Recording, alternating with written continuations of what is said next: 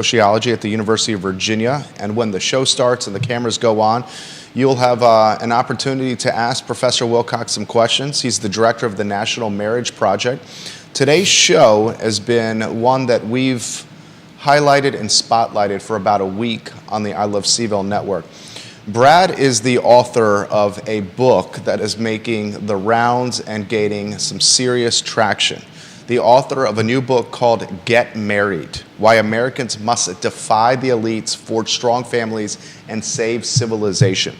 We'll talk with Brad about his book, the research that inspired the book, and some of the trends that are driving the national news cycle today. Brad Wilcox, a known commodity, not just at the University of Virginia, but folks, nationally and globally, especially with the topic matter of marriage. We have questions that are already coming in, about a dozen since we've highlighted that Brad was going to come on the program. And it's very curious to me how much a lightning rod marriage has become.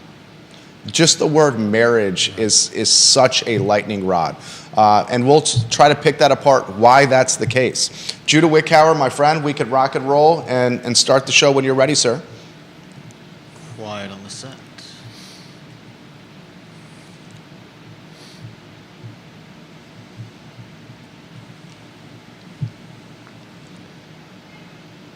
Guys, welcome to the I Love CVille show. My name is Jerry Miller. Thank you kindly for joining us. It's Wednesday here in downtown Charlottesville. We're about a block from the Charlottesville Police Department, the Albemarle County Courthouse, the Charlottesville Courthouse, right off the pedestrian downtown mall, and a mile and change from Thomas Jefferson's University of Virginia. Today's interview is one I've been very excited about. Last week on this program, the I Love CVille show, we highlighted Brad Wilcox, a professor of sociology at the University of Virginia and the director of the National Marriage Project. Brad Wilcox, a talented professor. In fact, I highlighted last week this man, the first engaging professor I came across at the University of Virginia, literally in the summer after my first year. This man doesn't age either. Wait till you see him. We're going to get to his book, and I'll give you the title. It's called Get Married: Why Americans Must Defy the Elites, Forge Strong Families, and Save Civilization.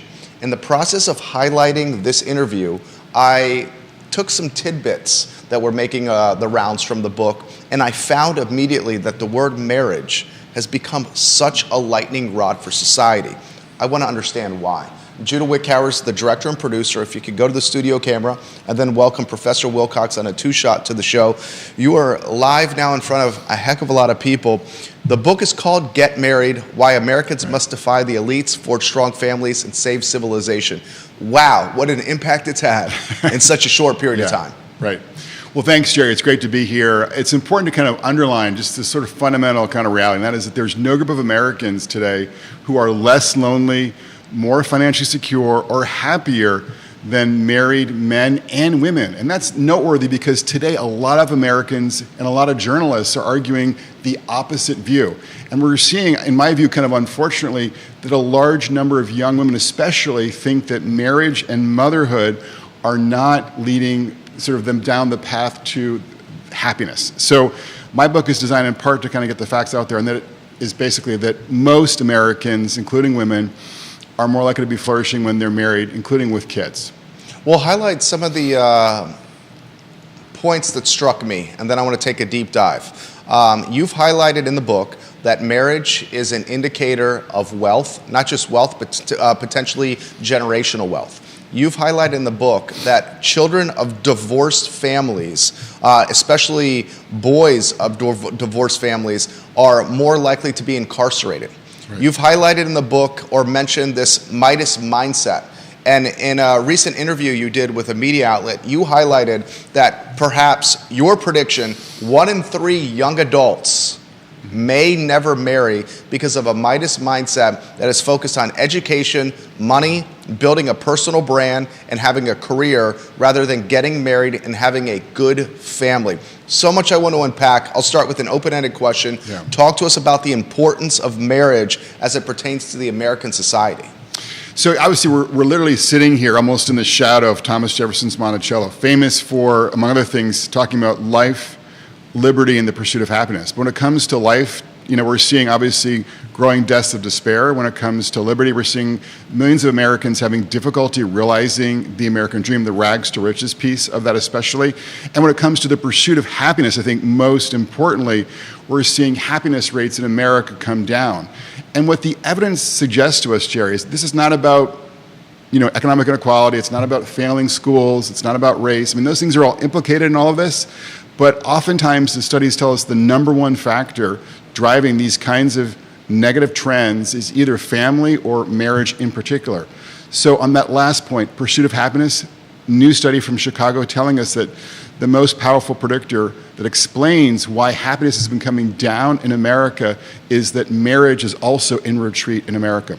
So we're having more difficulty in realizing that classic Jeffersonian pursuit, the pursuit of happiness, because fewer and fewer of us are managing to put a ring on it and to forge a strong and stable family life today in America. Questions are coming in quickly. Ginny Hu will get to your question here in a matter of moments. She's a double Who of Thomas Jefferson University. We have the newspaper in Richmond watching the program, the TV station down the road watching the program right now, and we will highlight questions that are coming in very quickly. I have ones of my own before we get to that point. Let's talk about wealth. I'll go open-ended here. Marriage and building wealth and the impact that saying I do and staying married has on a bank account. It's striking here, again, oftentimes, and unfortunately, the media is sort of sending us down the kind of wrong path. There was a story in Bloomberg that kind of ran across my Twitter platform when I was finishing up the book that said, quote, "Women who stay single and don't have kids are getting richer." Again, from Bloomberg, the financial news service, no less. And kind of the message that came across was that basically marriage was a dead end for women financially. But Jerry, the truth could not be, more the opposite. We see is that women who are married have higher household incomes, and as they approach retirement in their 50s, have about 10 times the assets compared to their never married peers. So it's just no question for ordinary women, of course, ordinary men as well. Getting married and staying married tends to maximize your household income and your assets as you head towards retirement. Questions. Let's get to Ginny's here. She's a double Who. She's got a question for you. I would like to know from Professor Wilcox if his research has shown of churches being shut down, how that's impacted families and the views on marriage in general. So we see when it comes to religion and family, Jerry, basically, is that there was kind of a downward tick, obviously, in religious attendance in the wake of COVID. And that's important because one of the things that my book basically underlines is that sort of we're birds of a feather who flock together. And so your family and your friends have a lot to do with how much your marriage rises or falls. So if you're kind of surrounding yourselves with people who are kind of marriage friendly, who are there with you and for you when it comes to your own family life, you're much more likely to be flourishing in your own marriage. And on average, because we know there are exceptions, but on average, people who attend church, temple, synagogue, and the like are more likely to be stably married, happily married, sexually satisfied. And I think the most surprising thing in my new book for adults, from my vantage point, is that now we're seeing that couples who go to church together, a majority of them, about 65%, have sex at least once a week. And by comparison, couples who are not at all church-going have sex less than once a week on average. And this was kind of the most surprising thing to me. So I think there's something about kind of being in a community that values and honors marriage and family is conducive to a better marriage and even maybe a better, surprisingly enough, sex life. Comments are coming in very quickly. Kevin Yancey in Waynesboro, we'll get to your comments. I got questions from Virginia Beach, the Outer Banks, Palm Beach, Naples, Florida on the docket. We'll get to them in a matter of moments. First, a few more from me. I found when promoting that you were going to be on the show today, the response was almost mixed when it came to the word marriage. Sure, totally. It's turned into such a lightning rod. Offer some perspective with your research of why it's become a lightning rod. From our standpoint, it would seem how it's being portrayed, conveyed by not just national media, but perhaps by folks that we look up to, Hollywood, athletes, celebrities, politicians. Yeah, so I think, the tragic reality today, Jerry, is that marriage has become sort of coded as like conservative or religious. And we get why that's the case to some extent. But because it's been kind of coded in that way, and because progressives are more likely to kind of embrace, every new family innovation that comes down the pike, there has become a way in which, liberals are more skeptical publicly about the value of marriage, and conservatives are more likely to kind of embrace it publicly. And so that is part and parcel of why marriage has become more of a polarizing issue, and why a lot of people are reluctant to kind of talk about marriage in public life. And one of the things that I highlighted in the Atlantic last week was that, unfortunately, from my perspective, many elites, whether it's public school superintendents or university presidents or Hollywood bigwigs or journalists who may themselves be benefiting from strong and stable marriages, are reluctant to talk about marriage in their positions of influence. They're reluctant to have like a curriculum in their public high school about maybe the benefits of marriage. They're reluctant to have maybe a movie kind of convey the truism about marriage being beneficial to kids. And they're reluctant in their journalistic articles oftentimes to acknowledge how much marriage matters for our kids. So that's our challenge today, is that so many of our elites are what I would say talk left, but then in the privacy of their own homes walk right. That is in kind of a pretty marriage and family-centered direction. Questions coming in quickly here. We'll go to Vanessa Parkhill. This is for Professor Wilcox. She would like to know your thoughts on the way in which people meet today, online, social media, dating apps, for example, she says, and the impacts the technology has on finding the right person and getting married. She says, I know young people who very much would like to get married and have a family who are finding it very challenging to meet someone. Yeah, that's completely the case. So obviously some people find a great spouse on a dating app, but I think in general dating apps aren't as helpful, and really for two reasons. The first is that we see that couples who meet in person, whether it's in college like I did with my wife, or in some kind of religious context, or even at the workplace obviously, are more likely to report that they're happily married, a couple of years later once they are married. Whereas couples who meet online, or actually also in a bar or tavern, are less likely to be happily married. So that's, I think, worth putting out there. But more, I think, importantly, what we're seeing with dating apps is sort of like the most attractive people in terms of just those surface set of qualities, in terms of things like the resume and the looks, are the ones that tend to be advantaged by dating apps, and a lot of other people are disadvantaged by dating apps, and that can lead to a sense of dissatisfaction and an inability to meet people who'd be good spouses for them down the road. So that's, I think, in brief, some of the challenges that we see with dating apps today. UVA graduate from 2016, it looks like, from Irvine, watching in Irvine, California right now. Jonathan, he says, for Professor Wilcox, is there a correlation with students that graduated from a private school versus a public school and how they view marriage? Well, I have done research actually showing that young adults who've come from private schools are more likely to get married and stay married and have kids in marriage. Wasn't able to look at kind of the cultural piece exactly in terms of their attitudes, but there does seem to be certainly a correlation between coming from a private school and being more likely. It could be a Catholic school, it could be a religious school, it could be a private independent school of some stripe, and being more likely, again, to succeed when it comes to marriage and family down the road. This one's coming from Nashville, where there's a lot of viewers of our content here, a lot of Virginia graduates in Nashville. For Professor Wilcox, he highlights the incarceration when it comes to children of divorce, and Jerry highlighted in particular boys. Please unpack that for us. So I mentioned kind of the most striking finding for me for adults, I think, in the book. When it comes to kids, the thing that really struck me the most was a finding about boys. And we find in the research, for the book, is that boys or young men who are coming from non-intact families where typically the dad is absent from the home are more likely to spend some time in jail or in prison than they are to graduate from college. I mean, just really pretty striking, pattern there. And by contrast, boys who are being raised in an intact family with their parents they're with them and for them at home are about 4 times more likely to graduate from college than they are to be incarcerated at some point. So it just kind of underlines for us how, typically kids and boys in some ways in particular benefit from having, their own parents, their own married parents in the home front. Now I want to also acknowledge I was raised by a single mom, and obviously many people who are raised in different kinds of families flourish. We know obviously Jeff Bezos, we know Barack Obama, were not raised in intact families, and obviously professionally at least did super well. So you're talking about averages here, and it's just the point is that on average, kids are more likely to flourish when they have the benefit of a married mom and dad in their corner. We were talking off air before the show started of the impact COVID and the pandemic had on real estate values. Dramatic impact on real estate values. I'm curious of how COVID, the pandemic, lockdown, more screen time had an impact on marriage, viewing marriage, getting out and meeting people, and I don't know, perhaps a population decline, Right. a birthing decline.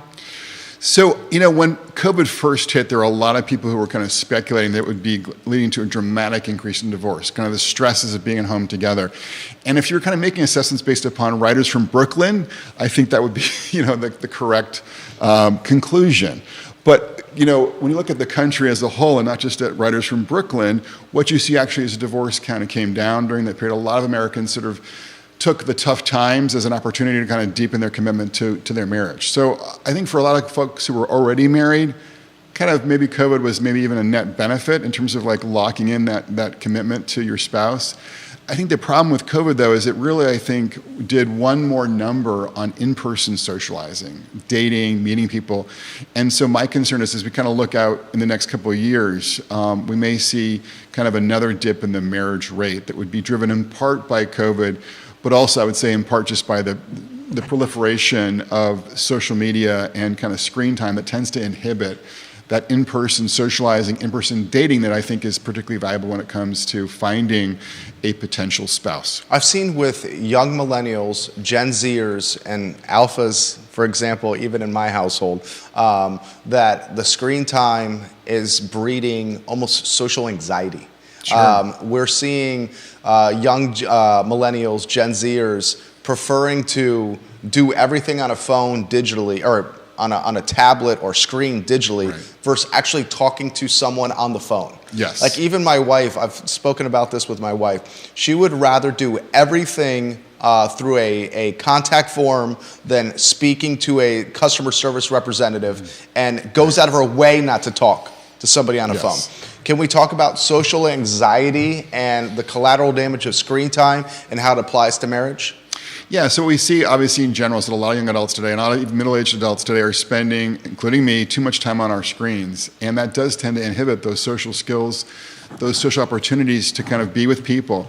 And as tough as it can be to kind of interact in person at times, we know that we're social animals, as Aristotle said, and we're more likely to flourish when we have opportunities to be with other people in person. So this is kind of the downside to all this.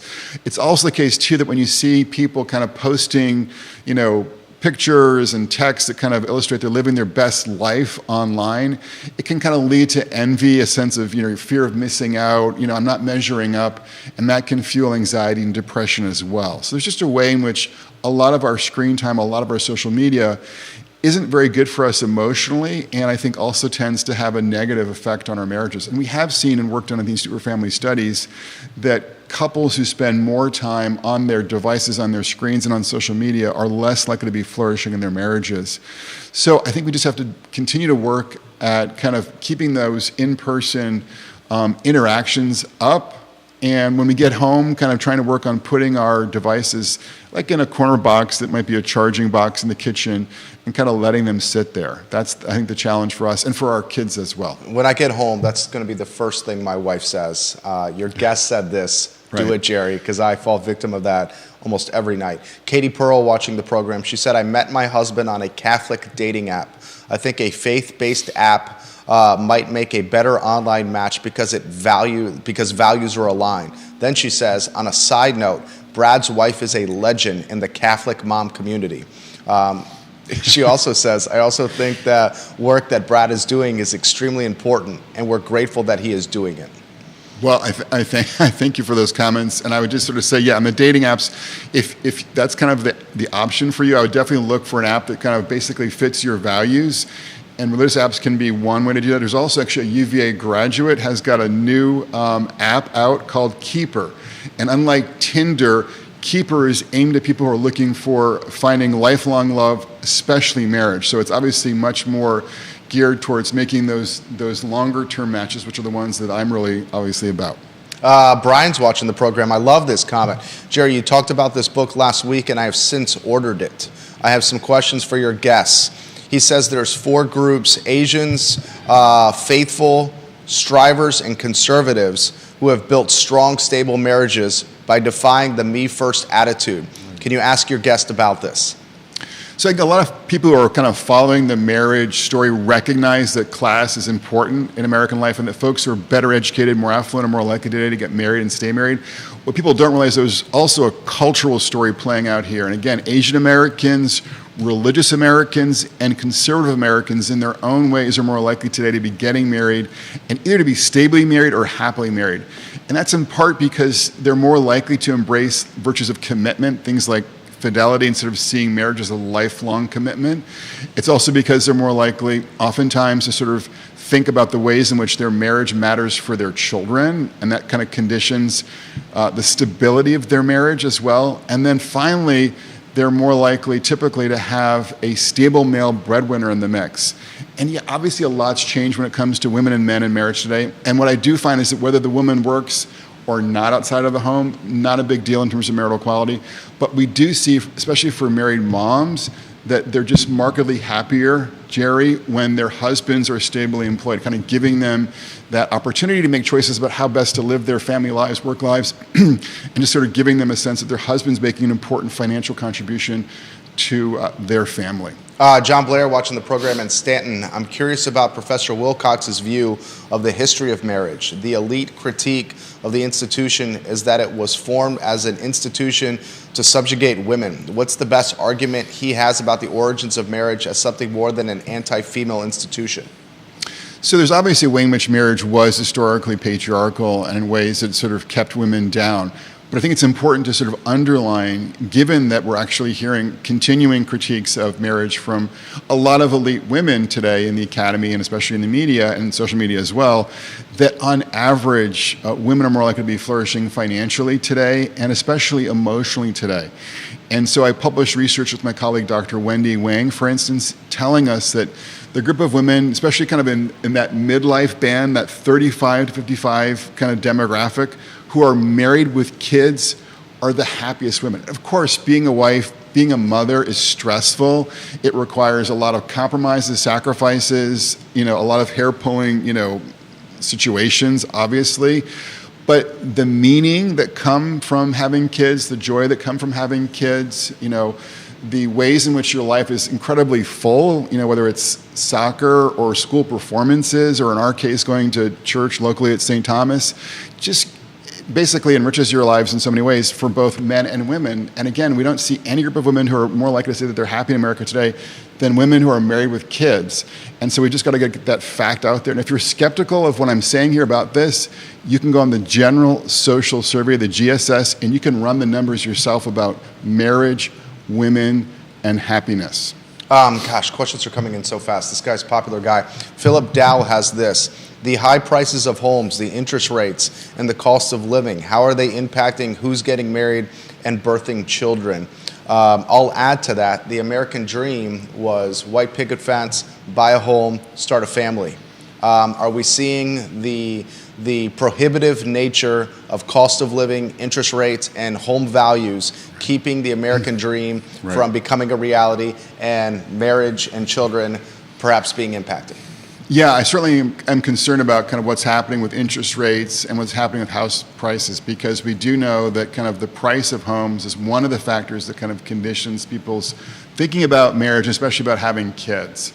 And so if people can't kind of access more readily, more easily access, to a decent home of their own, I think they're more likely to hesitate about both putting a ring on and especially about having, one or more kids.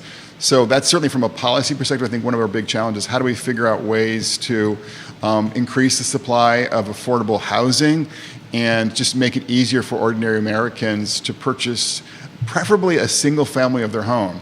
And that means, among other things, kind of reducing regulations and also decreasing lot size, and giving people more flexibility in terms of things like, adding an in-law apartment, just to kind of maximize options for, friends and kin who might want to live, with you and help you raise your kids as well. Truly a renaissance man, pontificating on zoning, ADUs, and parcel sizes. Brad Wilcox crushing it right now. Judah Wickower, our director and producer, has a question for Professor Wilcox.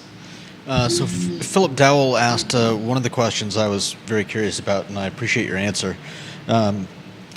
Between 2006 and 2020, the perception in younger people that marriage is vitally important has dropped something like 20%. Right. Is that from a variety of Right. different factors?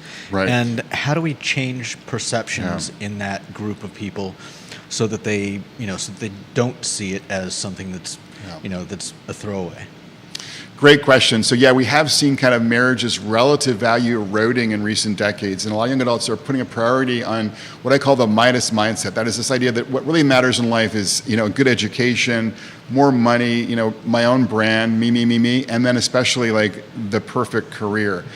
And what I think they don't recognize, they don't realize, is that for most of us, our friendships and especially our family life ends up being the most important predictor of meaning and especially happiness in our lives.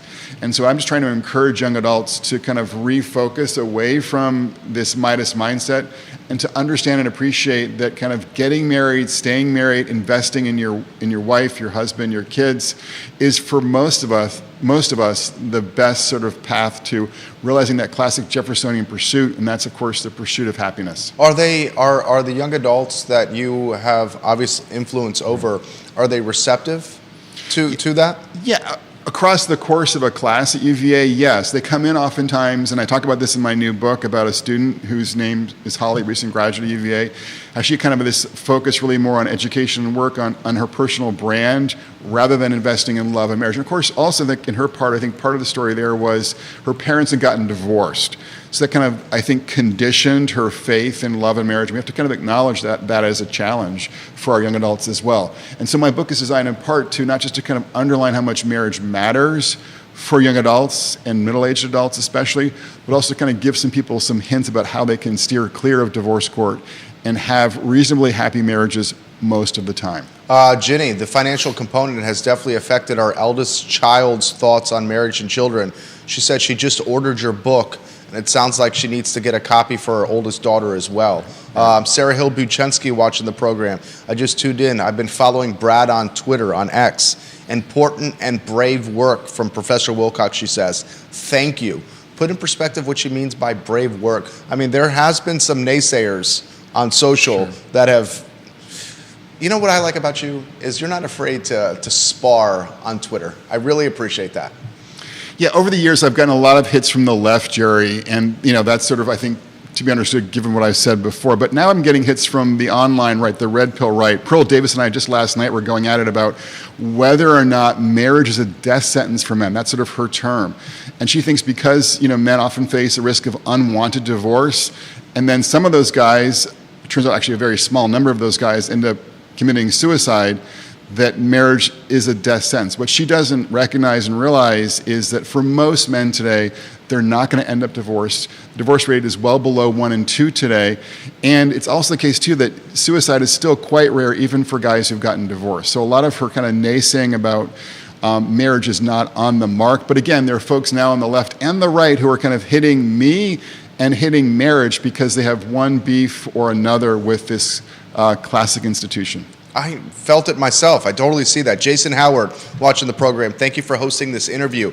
As a fellow married Catholic, it's great to see someone promoting the value of marriage and a stable family unit in 2024. Legacy media never seems to explore this at all. Carly Wagner, huge fact there, what he's saying. Women married with kids are most likely to be happy. It makes my heart break to hear so many young women swear off having kids under the false belief that kids ruin their lives. My life honestly meant nothing until I became a mom. Don't get me wrong, I was obviously successful in terms of careers, but the second my firstborn was placed on my tummy, my entire perspective on all aspects of life instantly changed in such profound ways. I would 100% walk away from my career, from my kids and marriage every single time. Thank you, Brad, for rebranding marriage. You are the best hope for saving the next generation. Wow, that could be a way to close. He does have a hard stop at 1 o'clock. What do you make of that? Are you rebranding marriage? That's the plan, Jerry. Yeah, that's the plan. Chloe, give me a little more on that. The rebranding marriage, the effort of that. Yeah, I think marriage has gotten kind of a bad reputation in recent years, and it's just important for us to realize people think that kind of taking a path away from marriage and family is the path to prosperity and happiness. But what we see in the data, Jerry, is the path to prosperity and happiness runs through marriage and family, not away from it. Fantastic. Ladies and gentlemen, we do have a hard stop at 1 o'clock. I see roughly 60 to 70 questions or comments we're not going to get to. Thank you to Brad Wilcox for joining us. I will maybe reach out to you to see if we can get you back on the program. It'd be great. Yeah. His book is absolutely fantastic. It's flying off the digital shelf. It's called Get Married: Why Americans Must Defy the Elites, Forge Strong Families, and Save Civilization. Thank you kindly for joining us on the I Love CVille show on a Wednesday. We're back in the saddle tomorrow at 12:30 p.m. Take care. Thanks, Jerry. Awesome. He's going to tell us when the mics and cameras are off.